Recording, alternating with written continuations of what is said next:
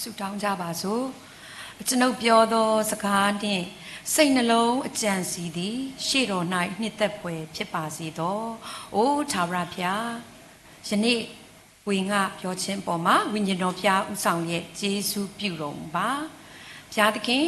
နှုတ်ကပတ်တော်ရဲ့ကောင်းကြီးများကိုလူယူစီတာနှောက်ယှက်ဖျက်ဆီးစေမယ့်အရာမှန်သမျှတို့ကိုလည်းကြီးမြတ်တော်မူသောသခင်ယေရှုနာမ၌ပေရှားပါတယ်နှုတ်ကပတ်တော်မျိုးစေ့သည်ကောင်းသောမြေမှာအပင်ပေါက်ရှင်သန်ကြီးထွားပါမိကြောင်းဝိညာဉ်တော်ဘုရားမဆလျက်ယေရှုပြုပါ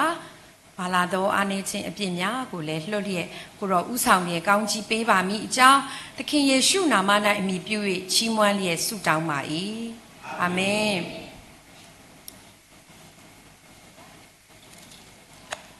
အားလုံးပဲ blessed Resurrection Day blessed Easter Sunday လို့ကျွန်မကနှုတ်ခွန်းဆက်ချင်ပါတယ်လို့ Easter Sunday လို့ကျွန်မတို့ငယ်ငယ်တုန်းကသိတဲ့အခါမှာတော့မနေ့9နာရီခြာရတယ် Sunday School ကလေးတွေဆိုရင်ကြက်ဥလေးတွေနဲ့เนาะဆရာမတွေကအယောင်ချယ်ပြီးတော့ပေးကြရတယ်ဒါအထက်တဖြည်းဖြည်းနဲ့ပို့ပြီးလေးနဲ့လာတဲ့အခါမှာပေါ့เนาะဒီရှင်ပြန်ထမြောက်ရာတနင်္ဂနွေနေ့ကို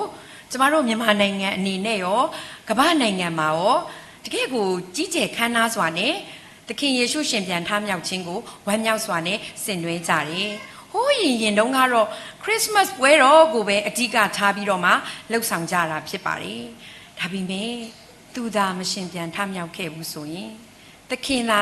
ပြန်ပြီးတော့မှအသက်မရှင်ဘူးဆိုရင်ကျမတို့ဒီနေ့ဒီလိုမျိုးကြီးကျယ်ခမ်းနားတဲ့ဝမ်းမြောက်ဖွယ်ရာနေ့ကိုလှုပ်ဆောင်နိုင်မှာမဟုတ်ပါဘူးလွန်ခဲ့သောနှစ်ပေါင်း2000တုန်းကအဲ့ဒီသူဟာသူမွေးဖွားဖို့နေရာမရှိခဲ့ပါဘူးသူ့ကိုနေရာပေးမဲ့သူလည်းမရှိခဲ့ပါဘူးသူ့ရဲ့အသက်33နှစ်ပြည့်ပြီးဖျားခိုင်းတဲ့တာဝန်ကိုပြီးပြည့်အောင်လှုပ်ဆောင်ပြီးတော့မှသူသည်လူသားတိုင်းတယောက်စီအတွက်လဝါကတိုင်မှာအသေးခံပေးတယ်အသွေးသွန်းပေးတယ်3ရက်မြောက်တဲ့နေ့မှာရှင်ပြန်ထမြောက်တယ်သူကတော့ဘုရားသခင်ရဲ့တပါးတည်းသောသားတော်သခင်ယေရှုပဲဖြစ်ပါတယ်သခင်ယေရှုလို့ပြောလိုက်တဲ့အခါမှာသခင်ဆိုတာလေးကအရှိကပါတာဖြစ်ပါတယ်သခင်ယေရှုသူလဝါကတိုင်မှာအသက်တော်ချုပ်သွားတဲ့အခါမှာတော့ဘယ်သူမှမတကြိုဘူးတဲ့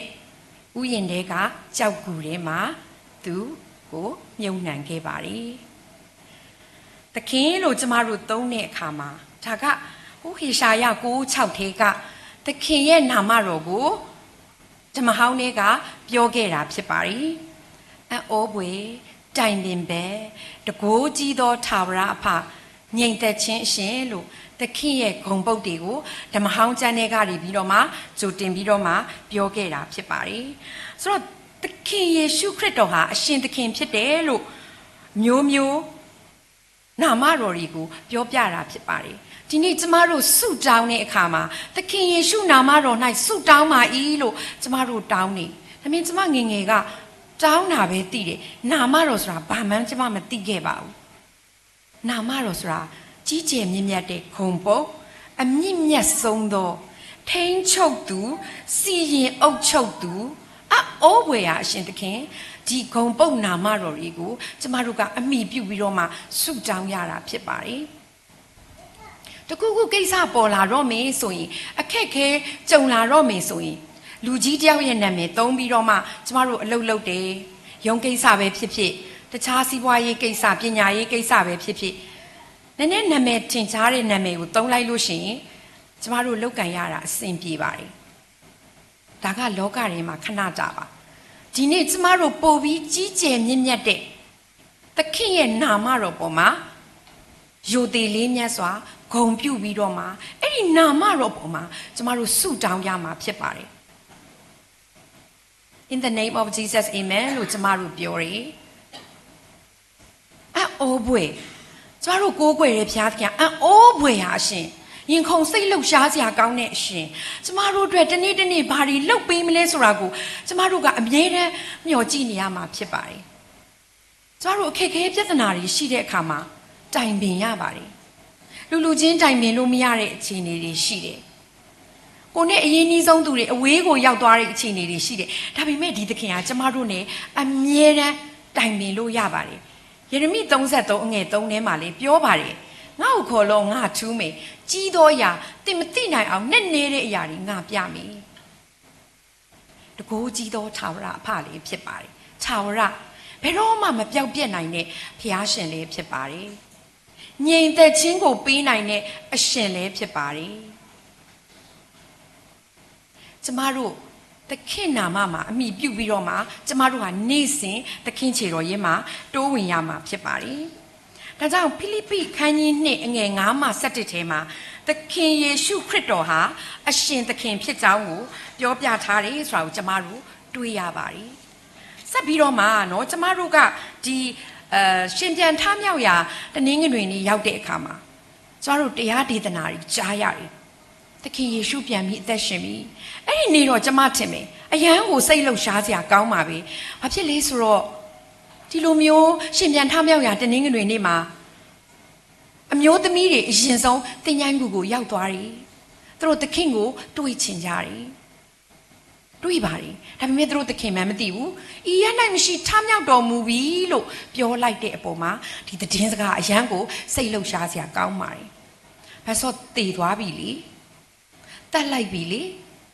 ကြောက်ဘူးထဲမှာထည့်ထားပြီလေဒါပေမဲ့ဒီနေ့ကျမတို့ကိုးကွယ်တဲ့ဘုရားဟာတည်နေတဲ့ဘုရားမဟုတ်ပါဘူးအသက်ရှင်တဲ့ဘုရားဖြစ်ပါတယ်ဒီအရာပေါ်မှာသခင်အသက်ရှင်လို့ကျမတို့ဒီနေ့လာရောက်ပြီးတော့မှဝတ်ပြုကိုးကွယ်ရတာဖြစ်ပါတယ်ဒီနေ့ရှင်ပြန်ထမြောက်ရာနေ့ဟာဒီတနေ့တည်းမဟုတ်ပါဘူးကျမတို့အတွက်နေ့တိုင်းဒီရှင်ပြန်ထမြောက်ရာနေ့ဖြစ်နေရပါမယ်ဒီသခင်နဲ့တူနေ့ရက်တိုင်းကျမတို့သွားရမှာဖြစ်ပါတယ်လို့ဆိုတော့ဒီသခင်နဲ့တူเนาะကျမတို့လှုပ်ဆောင်တဲ့အခါမှာကျမတို့ဘာအကြောင်းအရာတွေသိရစီလဲဆိုတော့ဒီ21ရာစုရဲ့ဤပညာတွေထုံးကားလာတာနဲ့အမျှပေါ့เนาะဒီဆရာကြီး Kenneth Martin ကဘာပြောထားလဲဆိုတော့ခရစ်တော်တဲ့ဓမ္မသစ်ကျမ်းထဲမှာအရှင်သခင်တို့ဘလောက်ဖော်ပြထားလဲဆိုတော့948ကြိမ်တွေ့တယ်လို့ဆရာကြီးကသူရှာဖွေပြီးတော့ပြောထားတာဖြစ်ပါတယ်ဒါကအရှင်သခင်လို့သုံးတာဖြစ်ပါတယ်တမန်တော်ဝတ္ထုထဲမှာပဲအရှင်သခင်ကို62ကြိမ်တွေ့ရတယ်လို့ဆရာကြီးကသူလက်လှမ်းမိသလားစုဆောင်းထားတာဖြစ်ပါတယ်ကဲတင်ရှင်ကိုတော့2ကြိမ်ပဲဒီစကလုံးကိုတွေ့ရတာဖြစ်ပါတယ်ဆိုတော့ဒီနေ့အရှင်သခင်ကျမတို့သခင်ယေရှုခရစ်တော်ကိုကယ်တင်ပိုင်ရှင်ဖြစ်နှလုံးသားထဲမှာယုံကြည်လက်ခံပါတယ်ဒါနဲ့ကျမတို့မပြီးသေးဘူးဒီအရှင်သခင်ကိုကျမတို့နှလုံးသားထဲမှာနေရာပေးဖို့လိုပါတယ်အရိမတ်တဲ့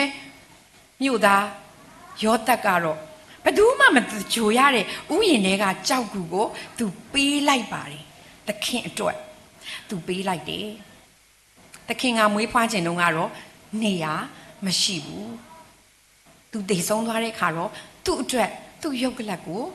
နေရာပေးခြင်းခံရတာဖြစ်ပါတယ်ဆိုတော့ဒီနေ့ကျမတို့လေ့လာရတဲ့အခါမှာသခင်ဆိုတဲ့စကားကျမတို့ပြောလို့တိအရန်လွယ်ပါတယ်သခင်ယေရှုဆိုတာထက်ကျမတို့ဒီသခင်ရဲ့စကားကိုဘယ်လောက်တောင်မှနာယူထားလေဘယ်လောက်တောင်မှနှလုံးသားထဲမှာစွဲညှိထားလေတုတ်တန်ကျမ်းထဲမှာတော့ပြောပါတယ်ငါစကားကိုကြား၍တကားတိုင်သားမှာစောင့်မျှော်တော်သူပါမင်္ဂလာရှိတယ်ကျမတို့ကြားပါတယ်မခဏလေးပဲလားပြီးမိတ်သွားတာမျိုးလားဒီနေ့လူသုံးဦးရဲ့အကြောင်းသူတို့သခင်လို့ခေါ်တဲ့အခြေအနေလေးကိုကျမပြောပြချင်ပါတယ်ပထမတူကတော့ရှင်လုကာခန်းကြီး9အငယ်4-8ထဲကပေထရုရဲ့အသက်တာပဲဖြစ်ပါတယ်သူ့ရဲ့အသက်တာထဲမှာသခင်နဲ့ထိတ်တိုက်တွေ့ရတဲ့အခါမှာသူ့ရဲ့အသက်တာမှာသူကငါးဖမ်းခြင်းနဲ့သူအသက်မွေးဝမ်းချောင်းပြုပါတယ်ဒါပေမဲ့သခင်ယေရှုကပိုက်ကွန်ကိုချပေထရုကပြောတယ်လေတညလုံးဖမ်းတာပြီမိမမမိတာသခင်နဲ့တွေ့တဲ့အခါမနေ့ပိုင်းရောက်သွားပြီလေငါဖမ်းသမားတွေရဲ့ဘဝညမှငါဆိုတာဖမ်းရတာဒီနေ့သခင်လောက်ခိုင်းတဲ့အရာတွေကအခြေအနေတွေရဲ့စက်ညင်ဘက်ပဲဖြစ်ပါတယ်လူအနေနဲ့ကျင်ဟာတညလုံးလုံနေတာဘာဖြစ်လို့လဲဒါပေမဲ့သခင်ကချပါလို့ပြောတဲ့အခါမှာသူနားထောင်လိုက်တဲ့အခါမှာငါးတွေကိုအုပ်မိပြီးတော့မှဘိုက်ကွန်ကစုပ်ပြတ်မတက်ရပါတယ်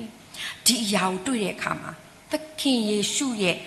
စစ်တော်ကိုဥတိုက်ပြီးတော့မှပေတရုကကျွန်တော်အပြစ်များပါတယ်သခင်ကျွန်တော်စီမှာထွက်သွားပါအဲ့ဒီကြမှာသခင်ယေရှုကိုသူသခင်လို့ခေါ်ဝေါ်တာဖြစ်ပါတယ်သူအပြစ်များတယ်ဆိုတော့လေသူ့ကိုယ်သူဖြစ်ပါတယ်ဒါကြောင့်ပေတရုရဲ့အသက်တာထဲမှာသခင်ဟာသူ့ရဲ့အရှင်သခင်ဆိုတာကိုသူဝန်ခံလိုက်တာဖြစ်ပါတယ်ခါလီကြရင်ကျမတို့တွေအသက်တာမှာဝန်မခံခြင်းနဲ့အပိုင်းခြားတွေရှိတယ်ကိုမပေးခြင်းနဲ့ကဏ္ဍတွေရှိတယ်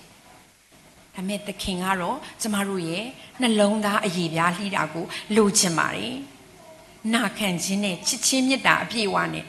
100 ရာခိုင်နှုန်းသူ့စကားကိုနားထောင်စေခြင်းနဲ့သူ့ကိုနံပါတ်1နေရာမှာဦးစားပေးစေခြင်းပါတယ်ခုနကဆရာမဖတ်သွားတဲ့ကျမ်းစာတွေကတော့နောက်တူကတော့သောမဖြစ်ပါတယ်သူကတန်တရားတွေနဲ့ပြည့်နှက်နေတဲ့သူဖြစ်တယ်လက်တွေ့သမားဖြစ်တယ်ကျမရဲ့တပည့်လေးတယောက်ကဘာပြောလဲဆိုတော့ teacher တဲ့သောမကသမီးနဲ့တိတ်တူတယ်တဲ့သမီးကအဲ့လိုမျိုးပဲကြိုက်တယ်သူ့ကိုပြောလိုက်တယ်အဲ့လောက်ထိပဲ तू ကသူ့ကိုသူကျေနပ်နေတာသောမလိုလူစားမျိုးဒါပေမဲ့ကျမဘာပြန်ပြောလိုက်လဲသခင်ယေရှုဒီမှာသောမကိုပြန်ပြောလိုက်တာနော်ငါကိုမြင်ပြီးတော့မှယုံနေသူမင်္ဂလာရှိတယ်မမြင်ဘဲနဲ့ယုံနေသူကပို့ပြီးတော့မှမင်္ဂလာရှိတယ်သောမကတော့လက်တွေ့သမားပါဆိုတော့ဒါကြောင့်ဒီသခင်ယေရှုရှင်ပြန်ထမြောက်ပြီးတဲ့နောက်တနင်္ဂနွေနေ့မှာနောက်ထင်ရှားပြသတာပေါ့နော်တနင်္ဂနွေနေ့မှာတော့သောမမရှိဘူးနောက်ရက်ဒီမှာသောမနဲ့တပည့်တော်ကြီးစီကိုလာတဲ့အခါမှာပေါ့နော်ဟာငါကတော့မမြင်ရဘဲနဲ့မယုံနိုင်ဘူးငါကငါလက်နဲ့မစမ်းတတ်ရဘဲနဲ့မယုံနိုင်ဘူးလို့သောမကပြောထားတာဖြစ်ပါတယ်ဒါမဲ့သခင်ယေရှုသူတို့အလေကိုရှောက်လာတယ်ပြတယ်သူ့ရဲ့ဒဏ်ရာဒဏ်ချက်တွေကိုပြတယ်အဲ့ဒီမှာသူဘာပြောလဲအကျွန်ုပ်ဤအရှင်အကျွန်ုပ်ဤဖျားသခင် my lord ဒီနေ့ကျမတို့တူးချင်းကိုယ်ပိုင်အရှင်သခင်ဖြစ်ဖို့လိုပါတယ်ကျမတို့ကလေးတွေကိုဖျားချောင်းသွားကျန်းစာနားထောင်သချင်းတွေဆိုသိကောင်းပါလေဒါပေမဲ့ကျမတို့မိဘတွေကိုယ်တိုင်လေဒီသခင်ကိုနံပါတ်1နေရာမှာနေရာပေးသလိုကိုယ်သားသမီးတွေကိုလေအသက်ရှင်နဲ့တည်ခြင်းမှာထမြောက်တော်မူတဲ့အရှင်နဲ့အထူးပဲမိတ်ဆက်ပေးဖို့လိုပါတယ်ဒါကြောင့်သောမကဲ့သို့အကျွန်ုပ်၏အရှင်အကျွန်ုပ်၏ဖျားသခင်လို့ကျမတို့တူးချင်းစီကိုကျမတို့နဲ့ဆက်နွယ်နေတဲ့ Sunday School သားသမီးတွေကျမတို့ရဲ့ကိုယ်ပိုင်သားသမီးတွေကိုပြောပြနိုင်မှုအတွက်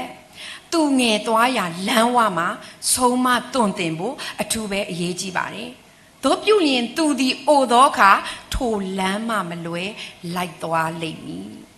။သိတာပေါ့။ဘုရားကျောင်းနေလဲသွားတာပေါ့။ကျမတို့အစီအစဉ်တွေလည်းအများကြီးပါဝင်ကြတယ်။အဓိကကတော့ဒီသခင်နဲ့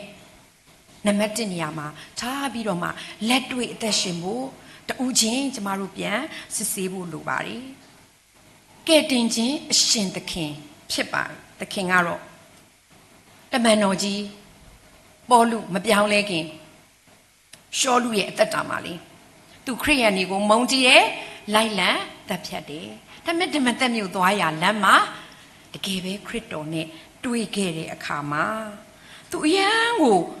ပြောင်းလဲသွားတယ်သူဘာပြောလဲသခင်ကျွန်ုပ်ကိုဘာလုပ်စေချင်ပါသလဲ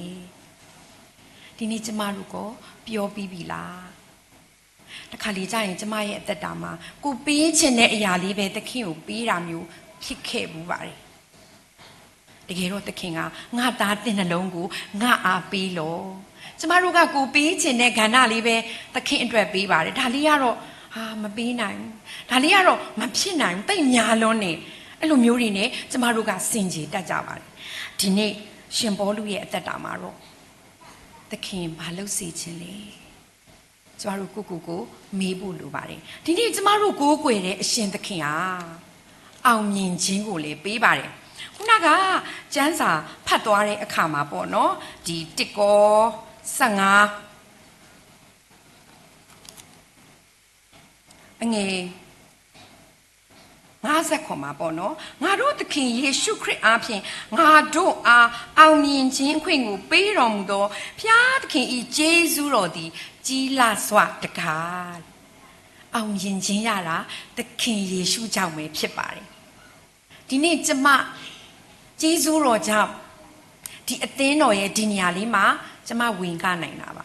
ကို့အနေနဲ့ဆိုကျမလုံးဝမလုပ်ချင်ပါဘူးစိတ်ကူးတောင်မရင်ခဲ့ဘူးပါဘူးကိုငငယ်တုန်းကတော့ကျောင်းဆရာမဖြစ်ချင်ခဲ့ဘူးပါတယ်လူကြီးတွေကတော့သိတယ်မလားကြည်လိုက်ဘာလုပ်ချင်လဲဆရာဝန်နေဖြစ်ချင်တယ်ဆိုသဘောကြီးကြတာလေအမှုတော်ဆောင်လို့ပြောရင်သိအားမပေးချင်ဘူးเนาะဒါတော်တော်များများပဲကျမလေးကျောင်းဆရာမပဲလုပ်ချင်တာနောက်ရုံးဝန်ထမ်းလုပ်ခဲ့တယ်96ခုနှစ်အထိပေါ့เนาะဒီသာသနာလုပ်ငန်းတွေပါတော့ကျမ2000ခုကနေစပြီးတော့မှကျမပါဝင်ခဲ့တာဖြစ်ပါတယ်ဖရာသခင်ခေါ်တဲ့ကိုကြားပြီးတော့မှလုပ်ခဲ့တာဖြစ်ပါတယ်မလုပ်ချင်ဆုံးအလုပ်ကအမှုတော်ဆောင်အလုပ်ပါပဲဒါပေမဲ့ကျမရခဲ့တဲ့ကျမ်းစာတွေကျမကိုဖရာသခင်ကော်လင်ပေးတဲ့ကျမ်းစာတွေက63ခုနှစ်တည်းကရတာကျမသိတော့မသိဘူးဒါပေမဲ့ကျမအဲ့ဒီထဲကကွာရဲ့တိုင်းကိုတော့မှန်လိုက်မမှန်လိုက်လေအပြိုပဲရှိသေးတာတိုက်ခရစ်2000လဲအဲ့ဒီကျမ်းစာပဲဟေဇကျေလကျမ်းစာထပ်ရတယ်2000ခွန်ထပ်ရတယ်ဘုရားသခင်ကျမကို3ချိန်တိတိစကားပြောတဲ့အခါမှာတော့လမ်းဝမှာအားပြတ်နေလေသူငယ်တို့အတွက်တင်ကြီးလက်ကိုချီလောမျက်စံကိုမငိမ့်နဲ့လို့ပြောတဲ့သခင်စကားပေါ်မှာကျမလှုပ်ဆောင်နိုင်ခဲ့တာဖြစ်ပါတယ်ဒါကြောင့်ဒီသခင်ကိုကျမတို့နေရာပေးဖို့လိုပါတယ်ယုံကြည်ယုံနဲ့ကဲတင်ရှင်နဲ့ကျမတို့ဒီအရာလေးနဲ့မကျေနပ်ပဲနဲ့ lordship နေရာမှာအရှင်သခင်နေရာမှာထားဖို့အရန်အရေးကြီးပါတယ်သောမတို့ပေတရုတို့ပေါလုတို့ပြောသွားသလိုပဲအော်အကျွန်ုပ်၏ဘုရားသခင်အကျွန်ုပ်၏အရှင်လို့ကျမတို့ဟာနေ့တိုင်းပြောနေရမှာဖြစ်ပါတယ်ဒီနေ့စစ်မှန်တဲ့သခင်ကိုနေရာမပေးဘဲနဲ့ကိုယ်စိတ်ကြိုက်လှုပ်ဆောင်နေခြင်းမှာတော့ဝမ်းနည်းစရာတွေအမင်္ဂလာတွေဖြစ်စေတယ်ကျမကိုအဲ့ဒီညီမလေးတယောက်ကပြောပါတယ်သူဒီအရာပေါ်မှာသူညင်းလိုက်တဲ့အပေါ်မှာသခင်ဝမ်းနေနေမလားမသိဘူးဆုတောင်းပေးပါသခင်မျက်ရည်ကျနေမှလားမသိဘူးလို့ပြောပါတယ်ဒီနေ့တခါလေကျမတို့လှုပ်လိုက်တဲ့အရာပေါ်မှာသခင်ယေရှုမျက်ရည်ကျမှာကိုမစင်စားဘဲနဲ့ကိုယ့်ရဲ့ emotion နဲ့ငါမှန်တာပဲဆိုပြီးလှုပ်ခဲ့တဲ့အရာတွေအတွက်သခင်ဘယ်လောက်တောင်မှမျက်ရည်ကျနေလေဒီညီမလေးပြောတဲ့အရာကျမတို့ဘုရားသခင်စကားပြောပါတယ်ယေရုရှလင်မြို့ကြီးကိုကြည့်ပြီးတော့မှသခင်ယေရှုမျက်ရည်ကျနေတယ်လို့ပဲဒီနေ့မှာကောကျမတို့တယောက်ချင်းစီအတွက်သူမျက်ရည်ကျနေသေးလားကြီးကြီးမားမားလုံးမှာအဖြစ်တဲ့လားတေးသေးလေးကကောအဖြစ်မဟုတ်ဘူးလားဖယားသခင်ရဲ့လမ်းတော်ထဲမှာလွဲပြီးတော့မှကိုယ်စိတ်ကြိုက်ကိုယ်သဘောနဲ့လှုပ်တာသခင်ဘလောက်တောင်မှဝမ်းနေစေမလဲအဲ့ဒီညီမလေးပြောလိုက်တဲ့အရာလေးကိုကျမဆင်ခြင်တဲ့အခါမှာကျမလည်းဇာတိစိတ်နဲ့ဆုံးဖြတ်မိတဲ့အခါမှာဘုရားသခင်ကိုကျမတောင်းပန်ရပါတယ်သခင်နာကျင်အောင်သခင်ယေရှုနာကျင်အောင်ကျမလည်းအတွေးနဲ့ပြောမိလုံးမိပြီခွင့်လွတ်ပါနော်လို့ကျမတို့တောင်းပန်ရပါတယ်ဒီနေ့ကျမတို့ရဲ့အသက်တာဟာအောင်မြင်တဲ့သူကတော့သခင်ယေရှုအားဖြင့်ပဲဖြစ်ပါတယ်ကျမတို့ဒီရှင်ပြန်ထမြောက်ရာတနင်္ဂနွေနေ့ဆိုရင်နိုင်ငံတကာမှာကြည့်ရင်တော့အရန်ဒီထက်ကိုစီစီကားကားလုပ်ကြတယ်နော်ကျမတို့အိမ်တော်ပြန်သွားရင်ကျမတို့သင်းအုပ်ဆရာကြီးကဘာပြောလဲဆိုတော့သခင်ယေရှုမရှင်ပြန်ထမြောက်ဘူးဆိုရင်ဘယ်လိုလုပ်တရားဟောမလဲဘယ်လိုလုပ်လူတွေယုံမလဲဘယ်လိုသက်သေပြမလဲမှန်ပါတယ်သခင်ယေရှုရှင်ပြန်ထမြောက်ခြင်းကြောင့်လားနိကျမတို့ဟောပြောခြင်းမှာကျမတို့ဝေငှခြင်းမှာကျမတို့သက်သေခံခြင်းမှာတကူရမှာဖြစ်ပါတယ်တိကော55:3လေးထဲမှာသခင်ကပြောပြီးသားပါခရစ်တော်ဒီကျမ်းစာလာသည့်အတိုင်းငါတို့ပြစ်ကြောင်းအသေးခံတယ်သခင်ယေရှုကျမ်းစာတွေကပြောတဲ့အတိုင်းပဲအသေးခံပေးတယ်အသွေးသွင်းပေးတယ်ကျမ်းစာလာသည့်အတိုင်း3ရက်မြောက်တဲ့နေ့မှာရှင်ပြန်ထမြောက်တယ်ဒါကြောင့် resurrection day ဒီနေ့လည်းဟာညထဲက message တွေဝင်လာတယ် happy easter day happy resurrection day ဆိုmessage တွေဝင်လာတယ်ဒါတကယ်ကိုဝမ်းမြောက်စရာကောင်းတာတခါလေကြာရင်ပွဲတော်တွေလောက်တာထက်ပွဲတော်ရဲ့အရှင်သခင်ကိုကျမတို့ဂုဏ်ပြုဖို့မေ့နေတယ်ဒီတရက်တည်းမဟုတ်ပါဘူးကျမတို့နေ့တိုင်းဒီသခင်ယေရှုဖျားကိုနေရာပေးဖို့အထူးပဲအရေးကြီးပါတယ်သခင်ယေရှုဟာကျမတို့နဲ့အတူရှိမယ်ဆိုတာမဿဲ28:20ထဲမှာငါဒီလဲကက်ကဘာကုံသည့်တိုင်အောင်သင်တို့နဲ့အတူရှိမယ်တခါလေအခုချိန်နေများဆိုရင်ကျမလည်း trauma လေးတစ်ချက်ရတာပေါ့နော်အိတ်မပျော်တာတွေကိုကရန်ကုန်မြို့ကြီးပါနေပြီးတော့မှအဖျားခတ်သွားတဲ့ဒီငလျင်ဘေးဒဏ်တွေကြောင့်ဒါပေမဲ့ကိုတော်ကဂတိတော်တွေကိုပြန်ပြီးဆွဲလန်းမှုပြောပါတယ်။အိုးကကဘာဂုံတိတိုင်အောင်ရှိမယ်။အေမာနွေလအရှင်ငါတို့နဲ့အတူရှိတော်မူသောဘုရားသခင်ကိုတော်အတူရှိမယ်။ငါတို့သွားရမယ့်အိမ်ကတော့ကောင်းကင်နိုင်ငံတော်ဘုရားသခင်ရှိတဲ့နေရာမှာသခင်ယေရှုလည်းရှိတယ်ကောင်းကင်တမန်တွေလည်းရှိတယ်။အဲ့ဒီအကြောင်းအရာတွေကိုပြန်စဉ်းစားမိတဲ့အခါမှာတော့အယံကိုစိတ်လှုပ်ရှားစရာကောင်းတယ်။ကောင်းကင်နိုင်ငံတော်ရောက်ရင်လေတိုးတငယ်အသက်ဆာဆောင်ထဲမှာကျမနာမည်ပါအောင်မယ်။ဒီမှာထိုင်နေတဲ့ဓမ္မမိတ်ဆွေတွေသခင်ယေရှုကိုကယ်တင်ပိုင်ရှင်ဖြစ်ယုံကြည်ထားတဲ့ဓမ္မမိတ်ဆွေရဲ့နာမည်တွေလည်းပါအောင်မှာဟိုရောက်ရင်ကျမတို့ကနာမည်အသစ်ဖြစ်အောင်မှာကျမနာမည်အဲ့ဆဲအိတ်ကြိုင်မဟုတ်တော့ဘာနာမည်အသစ်လည်းမသိဘူးကျမလည်းအရန်သိချင်တာပဲအဲ့ဒီရောက်ရင်တော့ကျမတို့သိရမှာပေါ့နော်ကကဘာကုံနဲ့တိုင်အောင်ရှိမဲ့အရှင်သခင်ဖြစ်မယ်ခုလိုမျိုးအားငယ်နေတဲ့အချိန်ဝမ်းနေနေတဲ့အချိန်ဟေဘရဲ73 ထဲမှာတော့ငါသည်တင့်ကိုမစွန်းတင့်ကိုအလင်းပြည့်၍မထားသခင်ယေရှုရှင်ပြန်ထမြောက်ပြီးတဲ့နောက်မှာသခင်သည်သူလောကထဲမှာလူသားဇာတိကိုဖျားဇာတိကိုသူအသက်ရှင်နေထိုင်တဲ့အခါမှာလေလူတွေရဲ့လိုအပ်ချက်ခန္ဓာစိတ်ဝိညာဉ်ကိုသူအကောင်းဆုံးတုံတင်လမ်းပြပဲ့ပြင်ခဲ့တယ်လို့ပဲသူရှင်ပြန်ထမြောက်ပြီးတဲ့နောက်မှာကောင်းကင်နိုင်ငံတော်တက်သွားပြီးတဲ့နောက်မှာလေသူဒီကျမတို့နဲ့ထာဝရကာလအတူရှိမယ်ဆိုတဲ့ဂတိတော်ကိုလည်းသူပေးထားတာဖြစ်ပါလေ။ဒါကြောင့်မို့လို့ကျမတို့ရဲ့အသက်တာမှာဒီစုကျေးဇူးရှင်ပြန်ထမြောက်ခြင်းစုကျေးဇူးအောင်မြင်ခြင်းဟာသခင်အားဖြင့်ကျမတို့ရတာဖြစ်ပါတယ်။တော်တော်များများအောင်မြင်ပြီဆိုရင်ပတ်စံချမ်းသာတာပညာတတ်တာဟာစီးစိမ်ဥစ္စာကြွယ်ဝတာနဲ့အဲ့လိုမျိုးတော်တော်များများတိုင်းတာကြပါတယ်။ဒီနေ့ကျမ်းစာထဲမှာအောင်မြင်တဲ့ပုံကိုယ်တွေဟာတန်ရာတွေအများကြီးနဲ့ခါသီးမှုတွေနဲ့ကြော်ဖြတ်ခဲ့ရတာပါအောင်မြင်နေဆိုတာကျမတို့ပစ္စည်းဥစ္စာနဲ့တိုင်းတာမှာလားဝိညာဉ်ရေးရာနဲ့တိုင်းတာမှာလားဒီနေ့သခင်ယေရှုကျမတို့ကိုဘာတွေအသစ်ပေးမလဲနှစ်ကောခန်းကြီး9အငယ်16ထဲမှာလူမီဒီကခရစ်တော်၌ရှိနေအသစ်ပြုပြင်သောတတဝါဖြစ်၏ခရစ်တော်မှာတည်တဲ့သူကအသစ်ပြုပြင်ခြင်းခံရမယ်ဒီနေ့ကျမဟာမနှက်ဖန်ကိုအဲ့ဒီအတိုင်းပဲလားမနှက်ဖန်ဖျားသခင်ကျမကိုဝိညာဉ်ရေးရမှာဘာတွေထပ်ပြီးတော့တုံတင်အောင်မလဲဘယ်လိုမျိုးအသစ်တွေကိုဝိညာဉ်နဲ့ဆိုင်တဲ့အရာတွေပေးမှလဲကျမတို့ဓာတ်တွေကိုမျှော်လင့်ဖို့အထူးလိုအပ်ပါတယ်ဒါကြောင့်စာလန်ဆရာကသူဘာပြောထားလဲဆိုတော့ဒီကျင်းမြောင်းရာတဲကထာဝရဘုရားကိုခေါ်၍ထာဝရဘုရားသည်ငါ့ကိုကျေဝန်းသောအရ၌သွင်းတော်မူ၏တဲ့118ခုမြောက်သောစာလံအငယ်9မှ6ဖြစ်ပါတယ်ထာဝရဘုရားသည်ငါ့ဘက်မှရှိတော်မူသည်ဖြစ်၍ကြောက်เสียမရှိလူသည်ငါ၌အဘယ်သို့ပြုနိုင်မည်နည်းတဲ့ဒီနေ့ကျမတို့ဘလို့ပဲအခြေအနေတွေလာပါစေဘလို့ပဲခက်ခဲမှုတွေလာပါစေကျမတို့ကိုသခင်ယေရှုအဖင်အောင်ခြင်းအခွင့်ပေးတဲ့ဖခင်သခင်ရဲ့ကျေးဇူးတော်ကိုနေ့တိုင်းကျမတို့ချီးမွမ်းရမှာဖြစ်ပါတယ်ဘယ်အခြေအနေမဆိုချီးမွမ်းရမှာဖြစ်ပါတယ်ကျမဆိုပြီးခဲ့တဲ့နှစ်တုန်းကမကြုံမြင်တဲ့အရာတွေမိသားစုထဲမှာကြုံရပါတယ်ကျမ်းမာရေးမိသားစု3ယောက်လုံး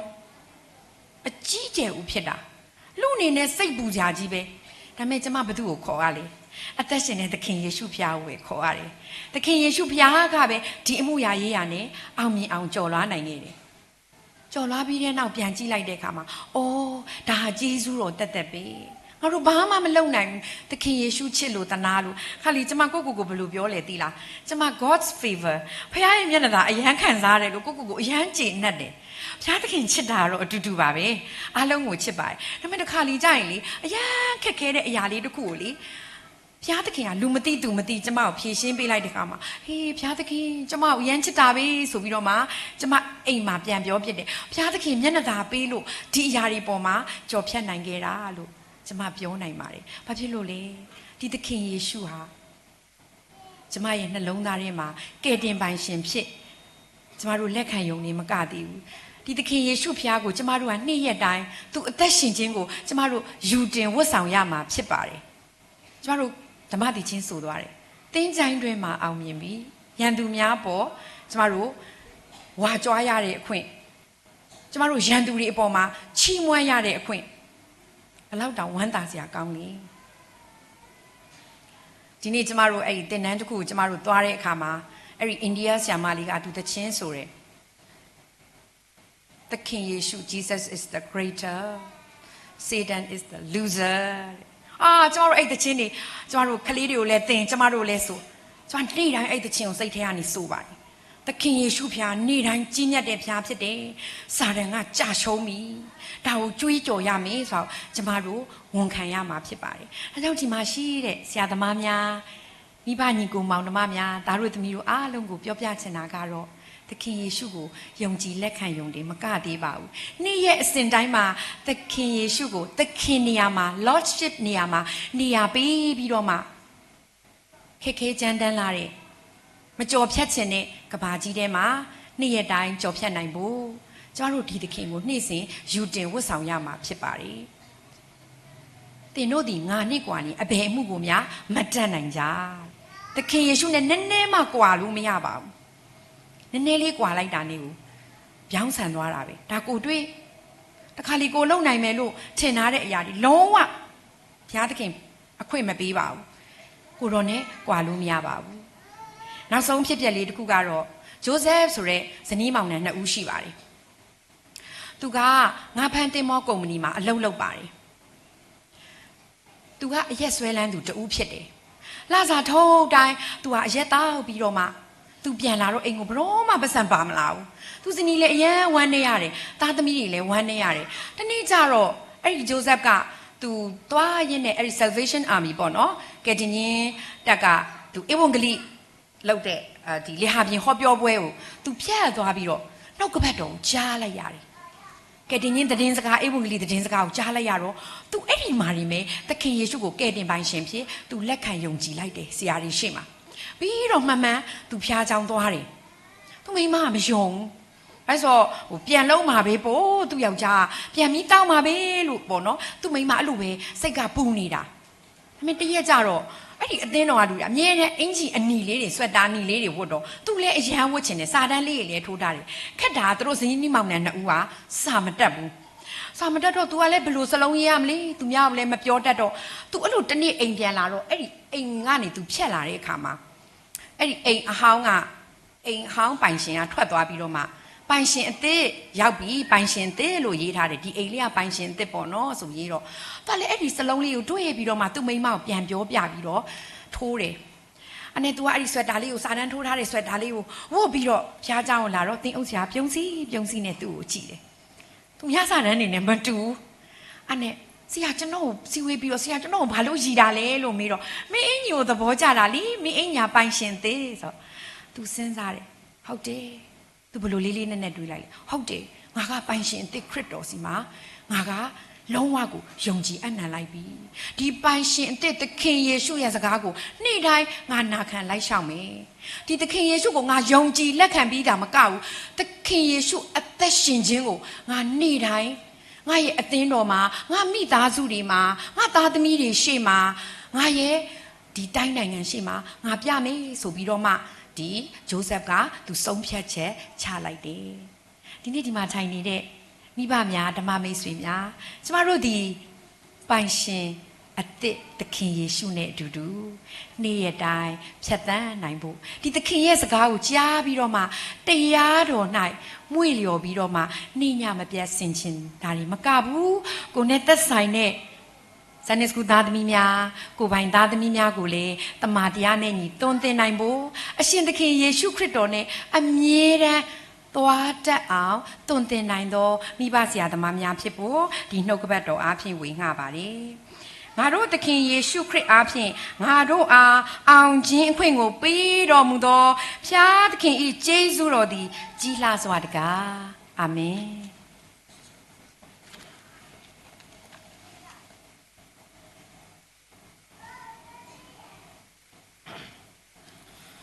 W ဒိုမနီလော